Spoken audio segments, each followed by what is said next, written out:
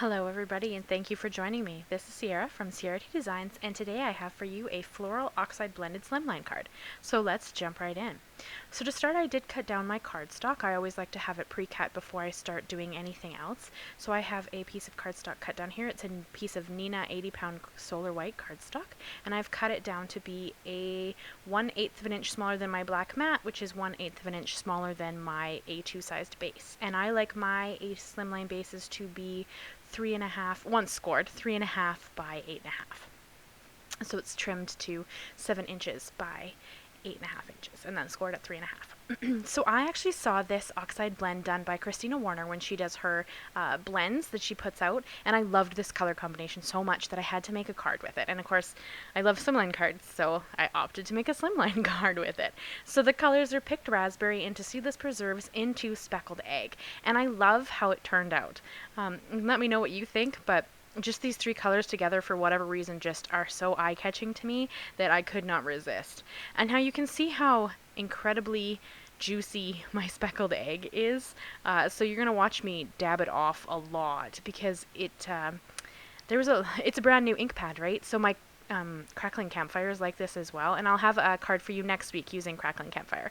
But it just is so juicy that it goes on very heavy, and then I kind of have to make sure that I take a lot of it off between blending. And you can also see that with my foams I also dab them off fairly often because I'm picking up the other color. So instead of getting that color into my ink pad, I just kind of tap it off on my glass mat because it's so easy to wipe off the glass mat. I mean, this is a water-based medium, so super easy to just wipe off. You can use a dry cloth, or I usually, after I'm done creating, I'll use a baby wipe or a wet paper towel just to wipe off my space. But I bring in my microfiber cloth a lot to just kind of wipe up stuff while I'm creating and then come in and clean it up nicely when I'm actually finished. So I'm going to go back and forth until I like my blend. I am using the domed foams. If you guys have been with me for a minute, you know how much I love the domed foams so much. So they're my preferred, especially for the oxides. I find that they make blending a lot easier. So there you can see I just finished pretty much all of the color. I go back and forth a little bit more just because I can, not because it is actually necessary, but that's just kind of how I like to roll. And I'm going to hold it up a couple of times here. You guys can just check out the color blend. But let me know what you think. What do you guys think of this color blend? I love Christina Warner's videos, especially when she does the oxide blends of just random colors together. I think they're just amazing. And this one I just couldn't resist. So I did add a little more speckled egg at the end because I thought that the Seedless Preserves was kind of taking it over a little. So I did let this dry for a little while off to the side because the inks do stay a little bit juicy for quite a while. And then I brought in the Simon Says Stamp Sketched Flowers stamp set and also a sentiment from that stamp set, the Happy Birthday. And then I'm just going to kind of line it up and finagle it for a minute there just until I like how it's positioned in my Misti. And this is where the original Misti comes in great. This is actually the new one that I have a video on if you want to check that out. This is the new one that has the lip and whatnot, so I can now fit Slimline cards into my Misti, which I think is awesome because I had the mini for so long that you couldn't really fit a bunch of, well, you couldn't fit the Slimline. I just stuck it out the edge and still used it. I mean, use what you have by all means. I couldn't wait to get this to start using it for Slimline cards, and this is a prime example of why I wanted it so badly. So you are going to see that I am using Gina K's Amalgam Ink because I'm going to bring in a gray Copic in a little while just to add a little bit of shading into the insides of my flowers. So that's why I picked the Amalgam Ink. And I find the Amalgam Ink isn't quite as black as some of the other inks, like the VersaFine Clair Nocturne ink. I find that one stamps very dark black. This one's not so much, and I kind of like how it worked in this stamp. You're going to see that it's almost a bit, for lack of a better word, sketchy, which I think is kind of funny because that's the sketched flowers, right? That's the whole purpose there. So I thought it just lended itself really well to how this card kind of turned out and how it ended up looking. So I like how it turned out, and then I stuck my card base inside of my Misti. It does hang out a little bit. I don't mind. It doesn't really get in the way of the hinges as long as you kind of keep an eye on them and make sure the hinges go over top. I know Amy R will actually flip it inside out and stamp it that way. Absolutely, you could do that. This was just how I chose to do it, so this is what I did, but you could absolutely flip it inside.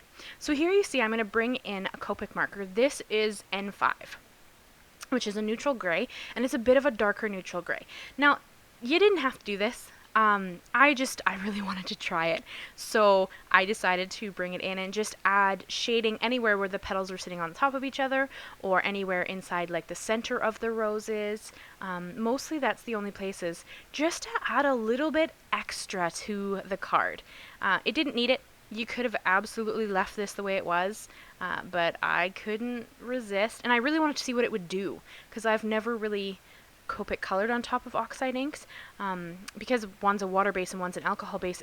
The Copic doesn't move the Oxide ink, so you can kind of just color on top of it. I know some people say you shouldn't do it for the nibs. I haven't had a problem, although this was the first time I've done it.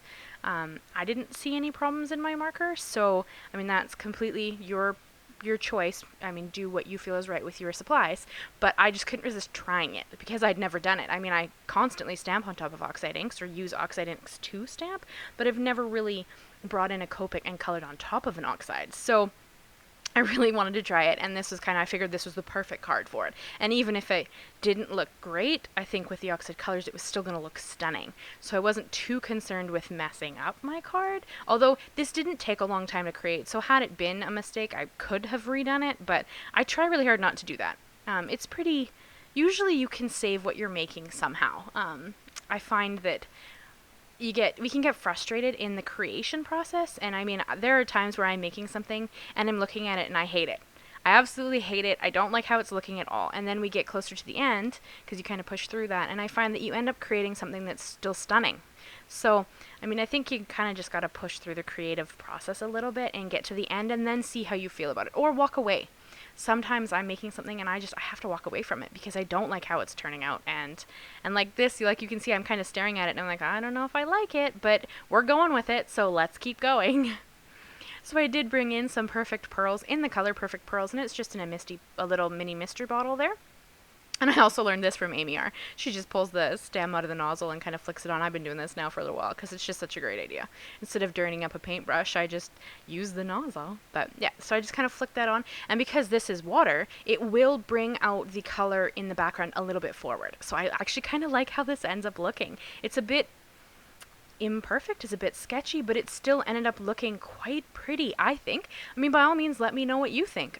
Do you think that I should have stopped? Do you think that I should have done something a little bit different? I'd love to know what you think.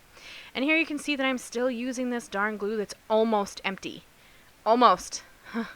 I think I actually, no, I still use it, I think, in one more video after this one. And then I get to go on to my new one, which I'm so excited about. I think I finish this off in the next card you guys will see next Monday when I use my Crackling Campfire Oxide ink, but I'm so close to it being done, but I refuse to stop using something before it's completely empty. Like you're going to see here, when I flip the panel over to put the glue on the back of my black mat, I just put it face down and then squeeze the dickens out of that darn bottle until I got, like, I'm trying to get every last drop out of this darn bottle because I refuse to not use everything if I can. Like I'm cheap. I'm not rich, can't buy all the new supplies all the time, so I will use it till the last drop is possibly available to me. So that's just how I roll. So you know. And so I stuck that down on my side fold Slimline card, and there you can see the inside with the Seedless Preserves Oxide stamped sketched flowers. And I'm still using that darn glue to try to get the last drop out. I don't know, guys. Maybe I need help. I don't know. So I'm going to use some Studio Katia gems here. They're the clear sparkling jewels. And anything that I ever use in any of my videos will be linked and listed down below for you guys, so you can always go and check it out. But you can also ask me questions. If I ever use something and you can't tell what it is, by all means, please ask me. I answer all of the comments on all of my videos, so if you ever want to reach out and talk, please do.